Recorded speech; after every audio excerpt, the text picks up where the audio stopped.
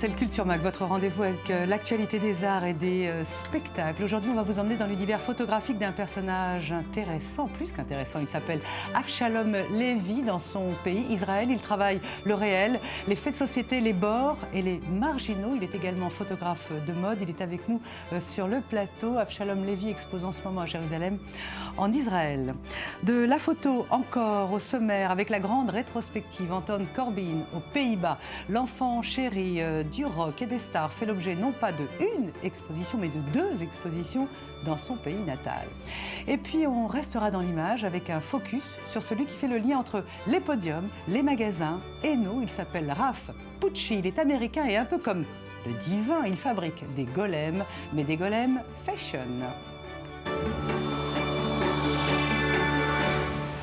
Voilà pour le sommaire. Merci beaucoup d'être avec nous. Merci Avshalom Levy d'être avec nous sur le plateau. Donc vous êtes né dans le quartier de la Mousracha, c'est un quartier mixte de Jérusalem-Ouest en Israël. Vous exposez dans la galerie d'une école de photo qui s'appelle l'école de photo Mousracha. On lui a consacré d'ailleurs un reportage. Vous exposez 6 de vos principaux travaux. C'est titré No Man's Land.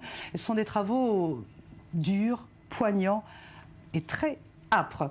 Alors, on va commencer par la première série, Night Walk. Pourquoi Avshalom Levy avait voulu faire cette série titrée Night Walk? Vous avez revenu sur... Night Walk, c'est une série qui se présente les mémoires de mon enfance.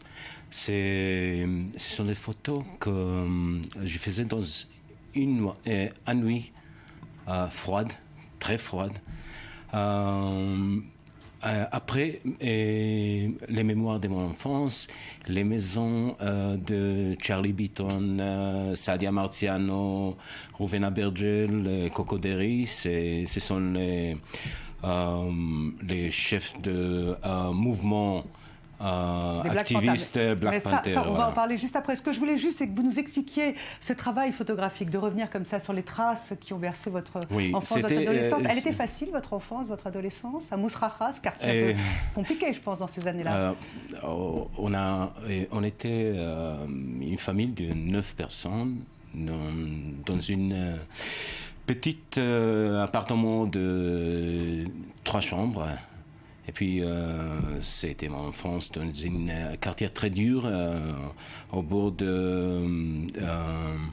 juste en face, la Jordanie. Vous êtes d'origine marocaine? Mes parents. Je suis né ici en Israël, mes parents d'origine marocaine. Mais donc vous êtes revenu... la majorité des gens qui étaient à Mousracha ont été d'origine marocaine. Alors, vous avez une autre série qui s'appelle Backyard. En quoi elle diffère de la série Nightfall? Parce que là aussi, elle s'intéresse à... Oui, Backyard, c'est notre visage à nous comme société, que le rapport de notre... si on regarde à nous, la maison qu'on vit, les boîtes à lettres qui sont arrachées, tout ça. Le quotidien difficile de ce quartier de Jérusalem aujourd'hui. Et c'était aujourd'hui, oui. Alors, cette série, c'était aujourd'hui, oui. Alors, Avshalom Levy, vous parliez tout à l'heure des Black Panthers. Vous avez consacré une série absolument magnifique aux grandes figures des Black Panthers. On va expliquer à nos téléspectateurs qui sont les Black Panthers. C'est ce mouvement juif, séfarade, activiste, violent même, qui s'est battu dans les années 50, 60, 70 contre l'establishment ashkénaze. Alors, parlez-nous un peu de ces figures-là. C'était des mafieux pour vous? C'était un d'entre eux, Ruvena Bergel, c'était mon cousin. Le frère de mon père, c'était David Abergel, son père. Et puis, lui et ses frères étaient pour moi, comme petit gars de 12 ans, dans l'hiver 71, qu'on est tous tous ensemble, tous réunis? Oui. J'essaie de vous aider.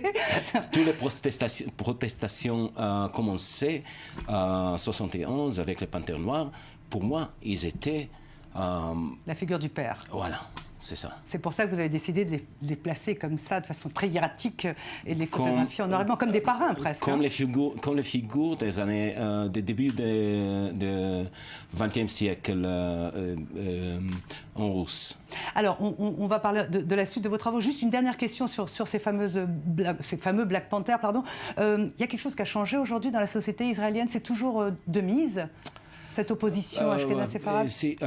Oui, en très peu. À mon avis, il n'y a pas beaucoup qui a changé. Ah, d'accord, bon, c'est un constat pas beaucoup qui a changé. un peu triste. Si on voit qu'est-ce qui s'est passé avec les protestations des années 71 et entre 2011, les choses n'ont pas beaucoup changé. Il y a toujours la des différence. Inégalités. Voilà. Alors, Avshalom Lévi, on va continuer avec vos travaux photographiques exposés donc à Mousrara, à la galerie. Il y a une série absolument magnifique, assez dure sur les prostituées, sur la marge. Il y a dans votre travail quelque chose d'assez âpre, je le disais, un peu à la Nan Goldin, cette photographe américaine, ou à la Ouija qui photographiait des faits divers, ou même Larry Clark. Voilà, c'est la série Prostituées. Pourquoi? Cette série de prostituées, c'est marginaux israéliens. J'ai volonté dans une maison de repos pour les prostituées. C'est pas que les prostituées, c'est toxicomanes. Des toxicomanes, des prostituées, dans une maison de repos. Et pendant la période de 6 mois, j'ai volonté. Vous avez fait du volontariat? Oui. J'ai construit un petit studio. Toutes les photos ont été faites en noir et blanc. Oui.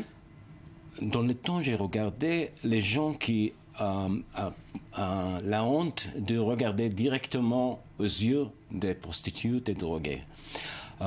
J'ai décidé de m'asseoir moi-même devant eux pour les regarder dans les yeux et faire le colorer chacune 2 heures, 2 heures et demie. Voilà, vous leur avez donné de la dignité, de la joie de voilà. vivre. Et ça, je pense, pendant la vernissage, pendant la vernissage, il y avait des gens qui étaient devant les photos, regardaient dans les yeux des drogués, prostituées.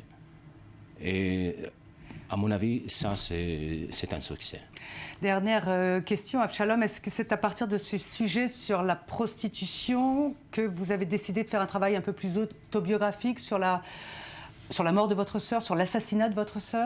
Oui, j'ai eu une sœur qui était 18 ans, elle était prostituée. Donc si on voit, il y a un main, il n'y a pas tous les doigts ne sont pas les mêmes. Donc ma sœur était prostituée, et elle a été assassinée et son corps était trouvé à Bois Ben Shemen.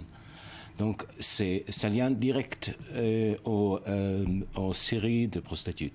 Donc, mais c'est pour moi... C'est un travail plus poétique que vous avez fait pour oui, cet hommage à votre sœur. C'est des images un peu fantastiques que je cherche l'esprit de ma sœur.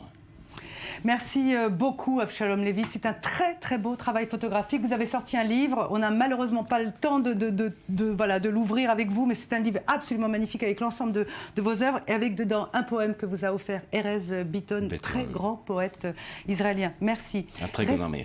Merci à vous. Restez avec nous. On parlait de Ouija, de Nan Goldin. Eh bien, on va regarder ensemble, si vous voulez bien, une exposition consacrée à Anton Corbijn. C'est le highlight du jour. Il est signé Sandy Fortis. Merci.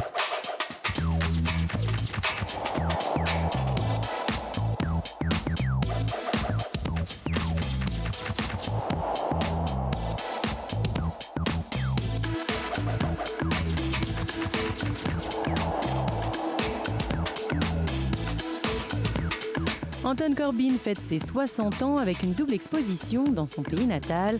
Le photographe et réalisateur a déterré sa boîte à trésors et propose au public certains de ses célèbres clichés, mais aussi des photos encore jamais exposées. Dans 1, 2, 3, 4, Anton Corbijn dévoile des images des artistes rock les plus connus, devenus ses amis comme les Rolling Stones, Depeche Mode ou encore Nirvana. Le tout en noir et blanc, marque de fabrique du photographe.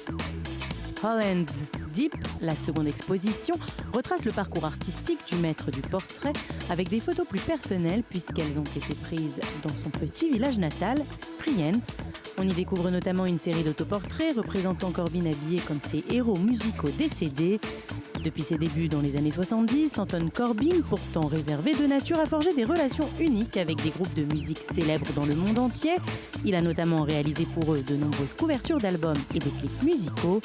Holland's Deep et 1, 2, 3, 4, deux expos pour honorer les 40 ans de carrière du plus rock'n'roll des photographes.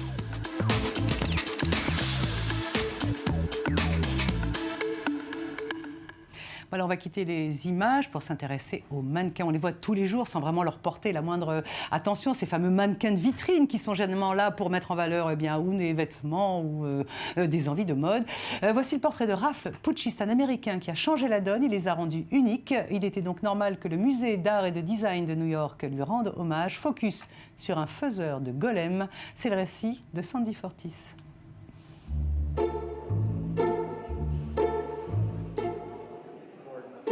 Des mannequins sur un podium, rien d'exceptionnel me direz-vous, sauf qu'il s'agit ici de mannequins en plastique. Le Museum of Art and Design de New York rend hommage au travail peu ordinaire de Ralph Pucci, ce designer de mannequins qui depuis 30 ans dessine, crée et transforme les simples mannequins de vitrine en objets troublants, esthétiques et émouvants. En les rendant abstraits, athlétiques, en travaillant avec ces artistes et créateurs extraordinaires, il a rendu une forme neutre, anonyme, quelque chose que vous oubliez parce que vous regardez les vêtements en un objet qui suscite l'intérêt et qui met même en valeur les vêtements posés dessus. C'est ça le génie de Ralph Pucci. Ralph Pucci a grandi entouré de mannequins puisque ses parents réparaient ces hommes et femmes en plastique. Depuis, il a fait bien du chemin en collaborant avec de grands noms de la mode et du design comme Diane von Furstenberg, Patrick Naggar ou Isabelle et Ruben Toledo. Mais comment fabrique-t-on un mannequin ? Cette exposition permet également au public de le découvrir grâce à Michael Evert, sculpteur et collaborateur de longue date du designer. Je trouve que le travail est parfaitement exécuté. Les mannequins sont peaufinés, ils sont magnifiquement sculptés par Michael Evert. Ces idées sont en avance sur notre temps et sont surtout intemporelles. Filiforme ou en rondeur, assis, debout, maquillés, sans visage ou même sans tête, une trentaine de mannequins originaux sont exposés. Ralph Pucci, l'art du mannequin, une bonne occasion d'aller faire du lèche-vitrine jusqu'au 30 août.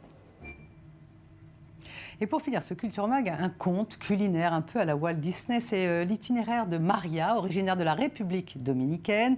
Elle est embauchée comme plongeuse dans un restaurant de Madrid et elle est devenue maintenant la star des fourneaux avec des idées très fusion. Elle mixe les Caraïbes et la Méditerranée. C'est un très joli conte raconté par Roger Fima. Elle a quitté la République dominicaine pour réaliser un rêve. Aujourd'hui, à 39 ans, Maria Marte est le chef du club Allard, un restaurant select de Madrid. Pourtant, en 2003, c'est pour faire la plonge qu'elle est embauchée. Au bout de quelques mois, à sa demande, le chef la laisse découvrir l'univers de la cuisine. Je devais continuer à faire la plonge pour pouvoir entrer dans la cuisine. Souvent, je ne pouvais pas rentrer chez moi, je ne pouvais pas me payer un taxi, je ne pouvais pas dormir dans la rue non plus. C'était des journées de travail très dures, à ne pas savoir à quelle heure j'allais terminer. Mais Maria est douée. Elle devient le bras droit du chef en 2006. Un an plus tard, première étoile au guide Michelin. La deuxième arrive en 2011. Et en 2013, elle succède au chef parti pour d'autres aventures. C'était comme un défi que je devais relever. De toutes les manières, je crois que ça a énormément valu la peine. Je ne regrette absolument pas d'avoir dû dormir dans les escaliers du restaurant. Je ne regrette rien. Maria, c'est un sourire permanent et une joie de vivre qu'elle veut partager. Elle dirige 16 personnes et pour elle, le collectif est fondamental. Le plus difficile quand on dirige ce genre d'endroit, c'est l'esprit d'équipe, non? Et ici, les gens sont très contents. Ils se surnomment les cuisiniers heureux. Pourquoi? Parce que la première à être heureuse ici, c'est moi, et je leur transmets ce bonheur. La cuisine de Maria se veut une fusion entre les Caraïbes et la Méditerranée. Délicatesse, esthétique sont ses priorités. Elle aime travailler à partir de fleurs. Ses herbes et aromates de prédilection, origan, coriandre, romarin. J'ai clairement un objectif. Tout chef de ma catégorie, je pense que son but, c'est de décrocher cette 3e étoile. Il faut beaucoup travailler, mais bon, je sais que nous y arriverons et c'est pour ça que je travaille maintenant. Ces jours de repos, Maria s'occupe de ses jumeaux de 15 ans qui l'ont rejointe en Espagne en 2012. L'aîné de 20 ans vit aux États-Unis. Et puis, elle lit beaucoup, surtout des livres de cuisine évidemment. Voilà, merci, à demain, même heure. On va se quitter avec ce pauvre Khaled. On a tous écouté ou dansé sur le tube Didi. Eh bien, le Petit Prince du Rail l'avait en fait copié sur un autre chanteur, Cheb Rabah.